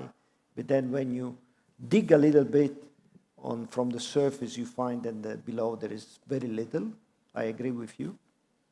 The fact that we are where we are today and we are able to leverage the AI in such a massive way is because, go back what we have done. We went to cloud, public cloud in 2018. So we are talking about 8 years ago. Today is no brain to go to cloud. 8 years ago was vision. And since then, we build our IT, let me say, governance based on leveraging the cloud availability. The reason why we were able to merge with Italgas in 90 days is thanks to our IT approach and the cloud availability. And to the fact that since then, we clean our application map, and more important, we clean the data every single year. I always use the imagination to say we put the data several times, our data several times in a washing machine, and the data every time came more cleaner than before. And in the meantime, the digitization brought us billions of data. So now we have a huge data lake. Data inside the data lake have a very good quality, are clean, and we have a digital approach that is spread, is a part of the culture, is spread throughout the company, is part of the culture of the company. And that's the reason why we are ready to take advantage of AI, because it's the natural frontier for us, because we have already done all the digital part. So we are there, and we are able to make the same approach. One clear example, Digital Factory. Digital Factory has been established back 8 years ago, in 2018, still working, going through improving the processes, making the processes simple, the application, digital, everything. Now we are using the same agile approach for developing AI application, AI agent. We are using, we call, not digital AI room. But instead of the discipline that we imposed to us on the digital room, 4 months to deliver an application, is the same discipline that we are using now to deliver an agent AI, with a big difference that is not going to be 4 months anymore. It's going to be 4 weeks. So we are continuously disciplined in developing new technology. And that is the great advantage. That's the reason why AI is our other backbone. That is the reason why we are building AI on a strong foundation, that is the digital platform that we develop, as well as the data, the good quality of the data. Those are the two pillars. If you don't have them, okay, you do some POC, some pilot, something, you do the showcase, but at the end of the day, you are not able to really change the operational behavior. AI will change, is changing our operational behavior on a day-by-day basis. Is there other questions from here? No? Maybe operator, are there questions from the conference call? For those that are in the conference call who wants to register, star 1. At the moment, we don't have any questions from the conference call. So everyone, a lot of questions, so I guess Thank you all. Thank you very much for your participation. For the analysts, of course, as IR team, we are available, and thank you everyone for participating.